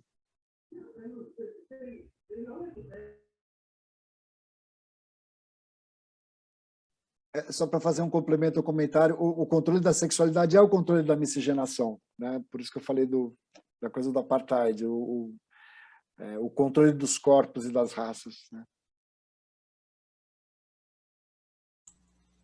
Legal. As perguntas aqui. Olha, eu posso passar, se depois quiserem passar para PDF as apresentações, sem problema algum, pode passar. Só que eles estão sem a bibliografia, mas eu posso mandar.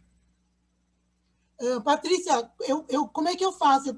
Agora, a segunda pergunta não, a primeira pergunta é assim: como se explica a resistência de se abordar essa nossa história nas aulas e nos livros didáticos?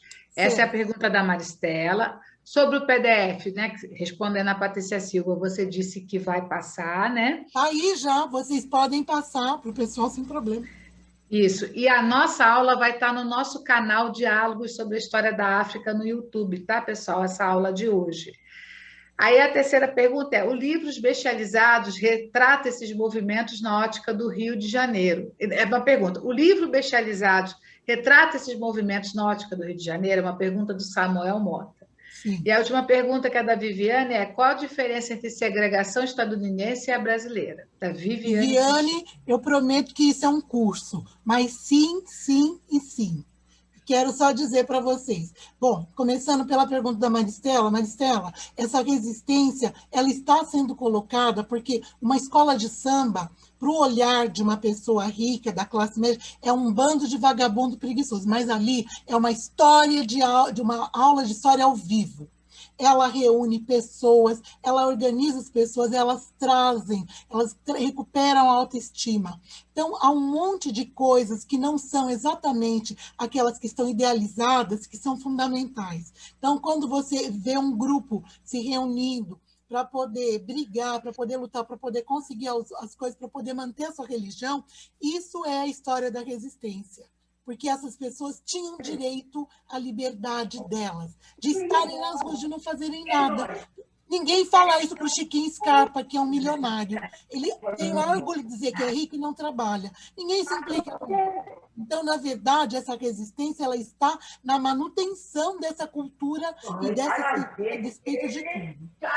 O livro Gente, por favor, desculpa, Lúcia, o microfone. Monitoria, desligar os microfones, só deixar o da Lúcia.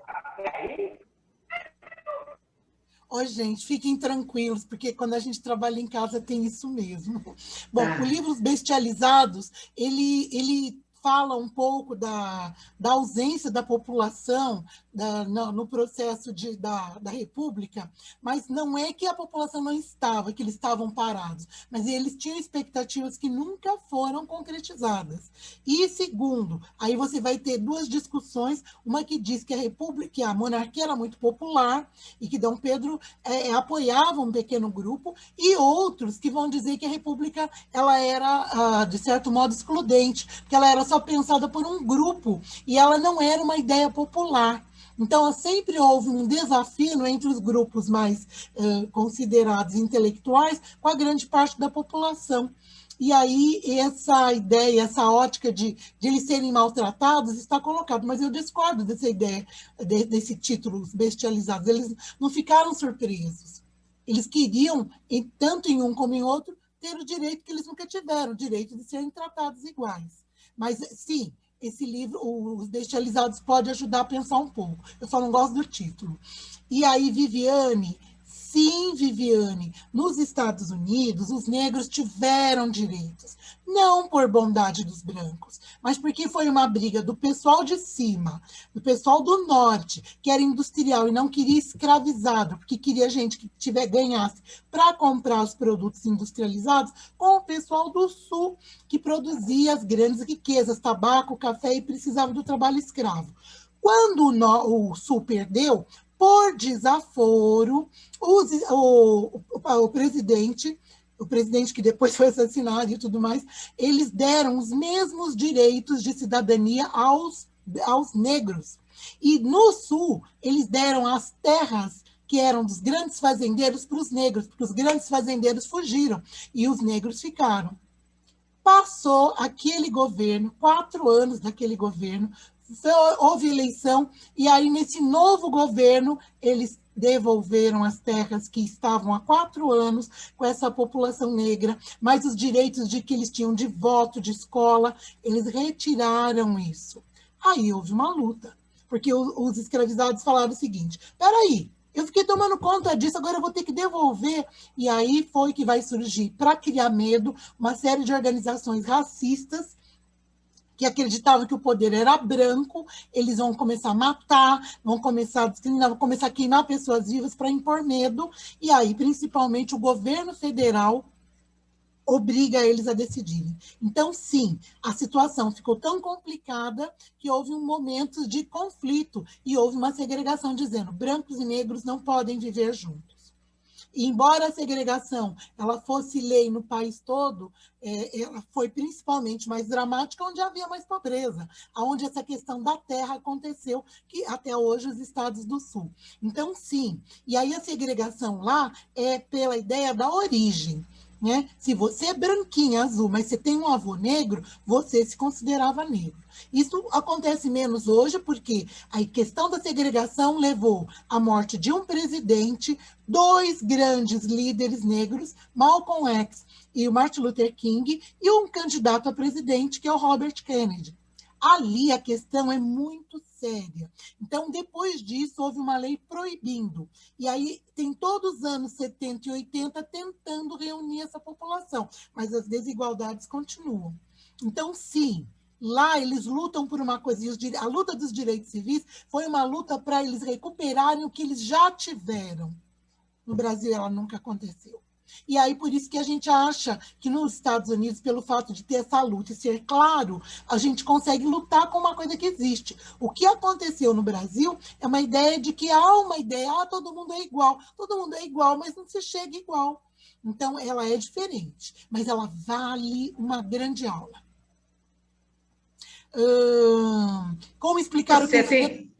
Tem mais dois comentários. Pessoal, já estamos próximo do fim da aula, mas acho que vale a pena fazer esses 2 comentários que são incríveis. O primeiro é do Antônio Reis Nascimento. É um comentário, tá, Lúcia? Estamos Sim. mergulhados neste ciclo de tal maneira que hoje a sociedade é capaz de produzir um racismo pós-moderno, capaz de se esconder atrás de leis, decretos e de uma gigantesca estrutura cultural. E tem uma pergunta da Sandra. Professora Lúcia, como explicar o crescimento das igrejas evangélicas com sua maioria negra e aceitar o racismo que ainda é praticado? Certo. Bom, nossa, Sandra, eu quero dizer para você o seguinte: quando eu contei para você a história lá da maldição de Cã, a Igreja Mórmon, até 1971, não aceitava negros, porque ela acreditava nessa lenda. Aí isso caiu e hoje não existe. Eu pergunto, como é que tem negro que tem coragem? Ele não sabe, ele ignora isso. Saber é poder. Ter noção disso é poder. Uma das coisas que não deu para colocar é eu conhecer a minha história me dá autoestima, me dá coragem para ver que houve luta e houve ganhos, por isso fez. Se eu não sei disso, eu acho que as igrejas evangélicas, as neopentecostais de uma maneira geral, o fato de elas acabam trazendo, elas espertamente fazem o marketing de fazer você parecer que é igual a todo mundo, desde que você siga aquelas condições. E muitas vezes, na ausência de você querer ter um tratamento igualitário, você aceita, inclusive, negar a sua própria origem. Eu acho que isso é uma falha muito grande no Brasil. A gente não tem uma história dos negros nem dos indígenas de orgulho, só deles apanhando de bunda de fora, imagens antigas. Eu não tenho história de escolas de sucesso, de negros de sucesso, de pessoas que lutaram e de pessoas que perderam, mas que não ficaram parados. A história que passa é de uma passividade. Mas quem escreve essa história? As classes dominantes. Para elas é interessante permanecer. Então, quando eu penso nas igrejas evangélicas, eu acho que elas têm uma leitura deturpada, algumas, inclusive da própria religiosidade. Eu vejo a TV Record e vejo o que eles mostram de Idade Média, o que é egípcio de olho azul. Gente, numa região que é dentro da África e que já se mostrou que faraós eram negros e eram descendentes. O que é o Oriente Médio? Olhem as pessoas do Oriente Médio e o que eles põem, mas principalmente como eles modificam as questões ali. É gravíssimo. Mas aí essas pessoas que não têm acesso acreditam que aquilo é uma forma. Eu acho que não se deve aceitar esse racismo e acho que alguns pastores têm essa noção de leitura e de respeito. Eu acho que a própria Igreja Católica tem um meia-culpa pesadíssimo, porque ela disponibilizou muito essa ideia da quiescência, da recuperação da ideia de reprimir a sexualidade, de reprimir formas de ser, e que ela mudou. Então, quer dizer, ela tenta mudar, ainda tem muita gente com a cabeça ali fechada. Tem grupo de oração que diz que Maria diz que não é para pintar a unha. Caralho que não é para pintar a unha. Caralho, a Maria, se existe, é que ela vai ficar pensando nesses detalhes. Então, há muita manipulação. E eu acho que há uma falta de políticas. Política no melhor sentido. Política de explicar o que as pessoas fazem, como ela deve ser, e que tira das pessoas a possibilidade de ela se ver como alguém que pode protagonizar. Então, ela acha que a religião é um espaço que ela pode ter, ela pode conseguir. Então, as igrejas são assim. O Luiz está falando, essas lógicas que elas operam com a condenação da própria religiosidade dos africanos lá, é um absurdo. É o que o Edir Macedo quis fazer. Né? E daí o presidente de Angola, que não é exatamente essa pessoa tão... mas fez isso, não. O senhor não vai falar mal da minha cultura. Então, quero dizer para vocês, gente, que muitas coisas a gente não sabe, ou a gente fala, por que eles fazem isso? Porque a lei coloca. Você tem que entender o contexto que as coisas acontecem. E por que hoje? E por que a gente teve tanta gente falando do George Floyd? Por que a gente teve tanto artista cedendo espaço para as pessoas? Por que isso? Porque essa luta tão grande acabou sendo apoiada nos Estados Unidos pelos brancos.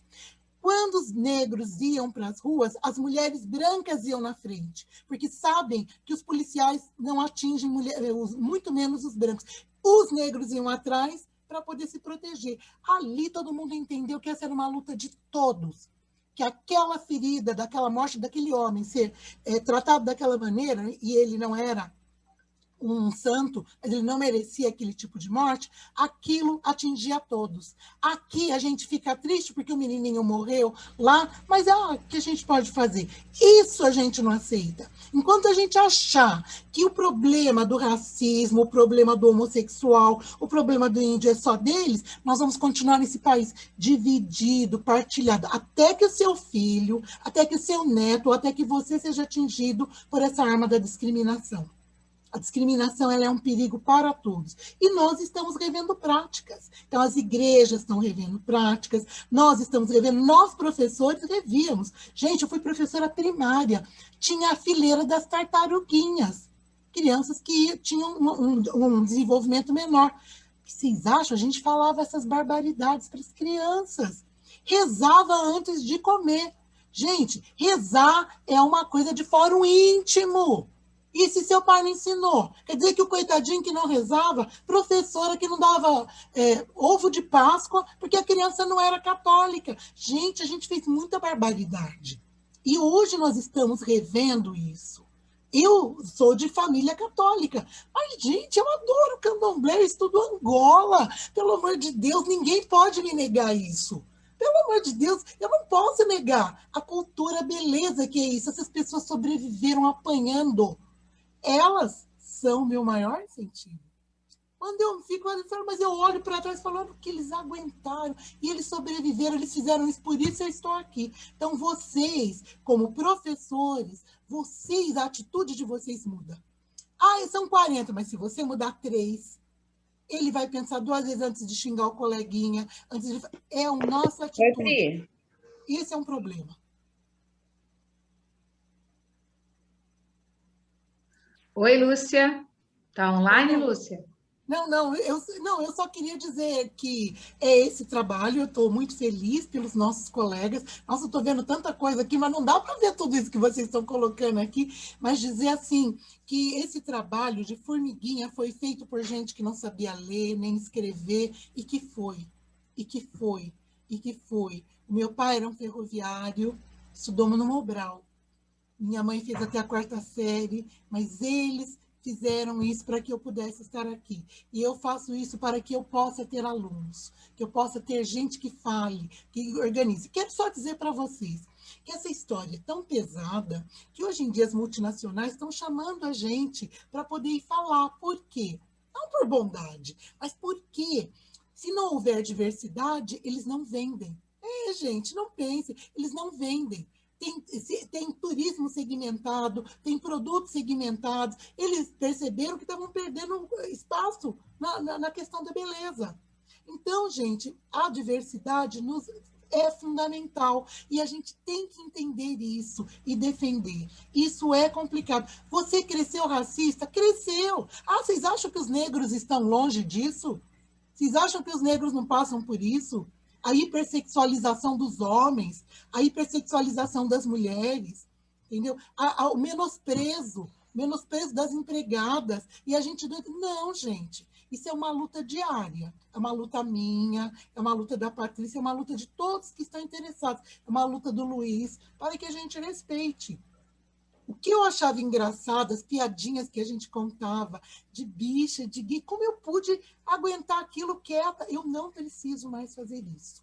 E vocês podem educar com poucas coisas, começando a ficar indignados.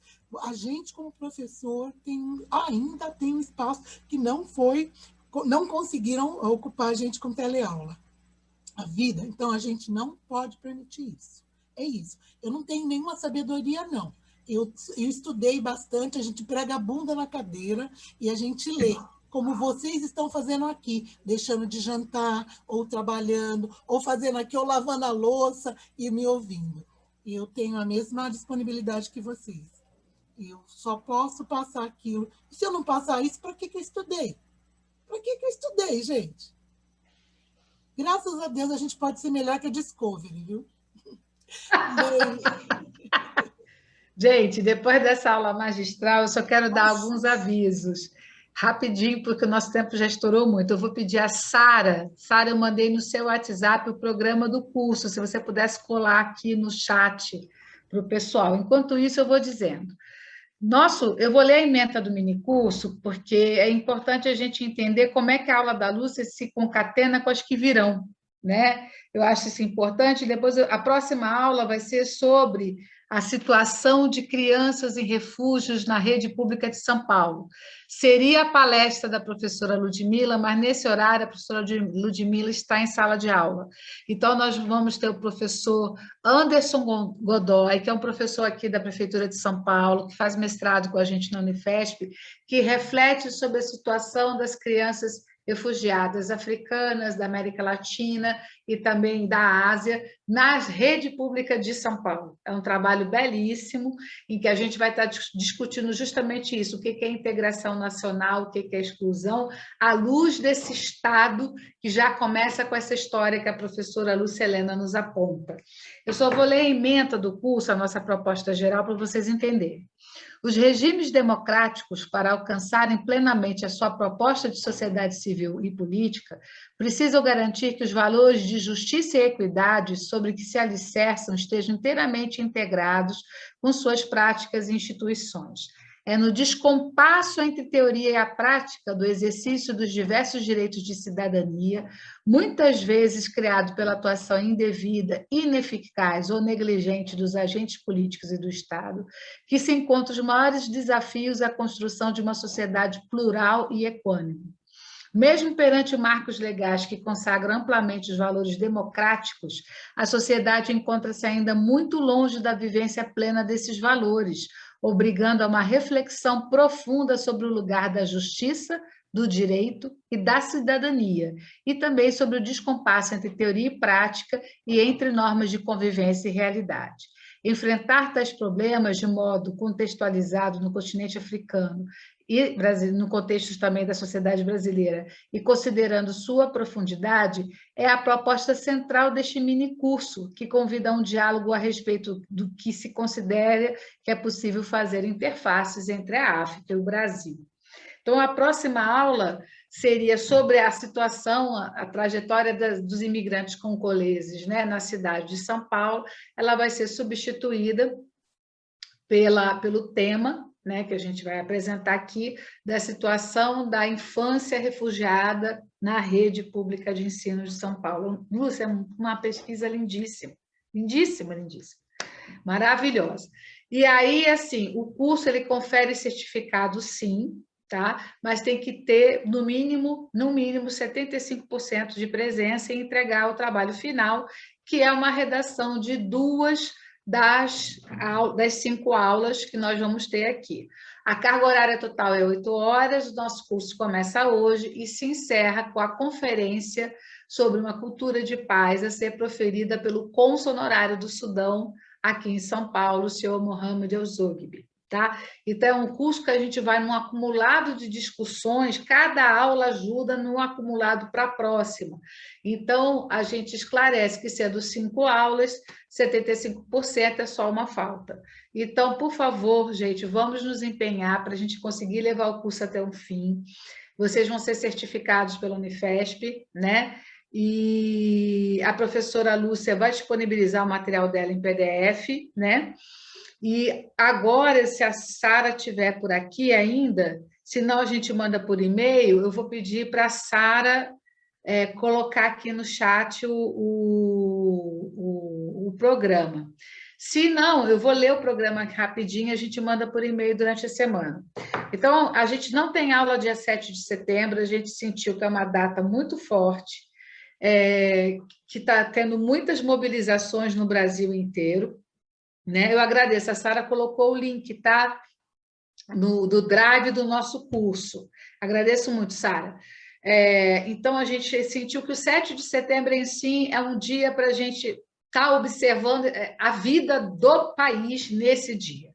Então, a próxima aula nossa só vai ser no dia 14 de setembro, com o nosso colega professor Anderson, refletindo sobre a situação das crianças refugiadas. A terceira aula vai ser com o professor Alex Magalhães, do IPUR, trabalhando um tema que eu acho maravilhoso, que é o direito das favelas, um paralelo entre o Brasil e os países africanos de língua oficial portuguesa, que é um projeto lindíssimo que ele desenvolveu, ele vai estar compartilhando com a gente. A quarta aula é do professor Murilo Meiri, da FRJ, que é sobre imigrações contemporâneas e a discussão da cidadania, trabalhando mútuo com a situação das populações que vêm do Oriente Médio, que são migrantes aqui na América Latina. E aí tem uma quinta aula que não está no programa, que fecha a carga horária de 8 horas, que é a conferência chamada Por uma Cultura de Paz com o cônsul honorário do Sudão, o senhor Mohamed Ozob. Tá? A redação é no mínimo de 4, máximo 6 páginas, tá, gente? A gente não está querendo aqui que vocês enlouqueçam nesse momento, que eu sei que está todo mundo com muita demanda. Mas a reflexão ela é importante, né? A reflexão, o ato de refletir é muito importante.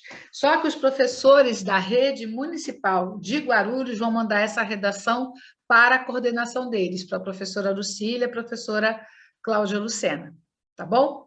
No mais, a gente agradece muito a atenção de todas e todas. Lúcia, eu sempre me emociono muito quando eu te escuto, muito. A Lúcia eu já convidei para esse minicurso, eu já convidei para ela falar para os sudaneses, né? No projeto Brasil-Sudão, ela contou essa história para os sudaneses, para o Sudão. E sempre que eu tiver vida, possibilidade, aqui o pequeno jornaleiro aqui vai falar da Lucelena, porque foi também através dos jornais e das notícias e de propagar as boas coisas que o povo negro desse país construiu sua resistência, né? Propagando as boas ideias, propagando quem traz boas ideias, né? Então, é uma felicidade. Eu estou com a apresentação em PDF, mas não dá para pôr no chat, né? Não, manda para a gente lá no grupo, que depois eu peço o pessoal da monitoria para mandar para os e-mails, tá bom? Tá bom. Bom, e aos monitores, com a Ana estreando hoje, Sara, Pedro, Matheus. Obrigada. Eu quero agradecer, se eu esqueci alguém, por favor, não me mate, mas eu amo todos, as monitoras e monitores que fizeram isso ser tudo possível, e ao professor Luiz Henrique Passador, que coordena com o professor Alex esse minicurso. A minha imensa gratidão pela sua generosidade, Luiz, que é imensa e que ilumina a nossa vida. Querido. E a esse público maravilhoso que às 7h17 nós ainda temos 68 pessoas, chegou a 90 pessoas, o pico da aula chegou a 90 pessoas e agora nós estamos aqui com 68 pessoas. Essas pessoas são heroínas, isso é hora de janta, tem gente chegando. Exato. É todo mundo heroína. Muito obrigado, quero agradecer. Eu queria falar disso e comparar Angola, viu, Luiz? Mas isso vai ficar para um outro momento que nós vamos discutir. Queria agradecer a todos vocês pela gentileza de me ouvir. Eu sei do horário, eu também moro em casa, passa gás, cachorro late, essas coisas acontecem e vocês estão aqui. Quanto privilégio de poder tê-los com a gente, comigo. Muito obrigado, Patrícia, pelo convite. Muito obrigado a todos. Obrigado, tá Lúcia. Bom, viu? Um beijo Aqui muito no meu caso, grande. tem Luiz. a mãe chamando para jantar também. Ai, que delícia! Além do que a minha filha está na mesa. Que delícia! Eu queria pedir desculpas, eu não citei a Sara, que é a outra monitora, e eu queria fazer um agradecimento especial, muito especial à Patrícia, que desde o ano passado se engajou, né, nessa construção dos minicursos e conseguiu construir uma rede, né, de parceiros entre as várias universidades de diversos lugares do país, e esse curso só é possível hoje por conta da Patrícia. Então, acho que isso tem que ser reafirmado o tempo todo, né? As trajetórias exemplares que a gente tem, né, são importantes como referência. Lúcia, Patrícia, obrigado. Obrigado pela parceria. Muito legal. Exatamente. Gente, um prazer. Estou lá na Unesp. Por favor, passa depois meu contato. Aliás, eu não coloquei isso. Vou colocar aqui para agradecer. Bota o seu e-mail no chat. Pessoal, a professora vai deixar o e-mail profissional dela aqui no chat. É lio.silva, né? Isso, .br. Lio.silva. Ah, você já colocou. Ó, gente, está aqui, ó. A gente, quem não tá vinculado à Prefeitura de Guarulhos vai mandar a redação para a monitoria. Fiquem tranquilos, não é para ter ansiedade. A gente está só explicando, que como temos pouco tempo de aula, a gente está priorizando a palestra. Esses detalhes técnicos a gente vai informando a vocês em todas as aulas, fiquem tranquilos. E anotem, por favor, quem quiser o contato profissional da docente está aqui. LHO, para quem não está conseguindo chegar ao chat, às vezes no celular não dá para ver, lho.silva@unesp.br, tá bom? E no currículo Lattes, se quiser conhecer a trajetória da professora, o nome completo é Lúcia Helena Oliveira Silva, tá bom? Lúcia, muito grata, Luiz, muito grata, monitoria, parabéns, público incrível, muito grata, e nos vemos novamente no dia 14 de setembro, tá? Que vocês tenham um dia 7 de serenidade, de força e de acreditar que a gente vai transformar essa situação que a gente está atravessando. A gente tem essa força histórica. Grito dos excluídos. O grito dos excluídos. E a gente vai... já colocaram o seu link do Lattes aqui, busca textual.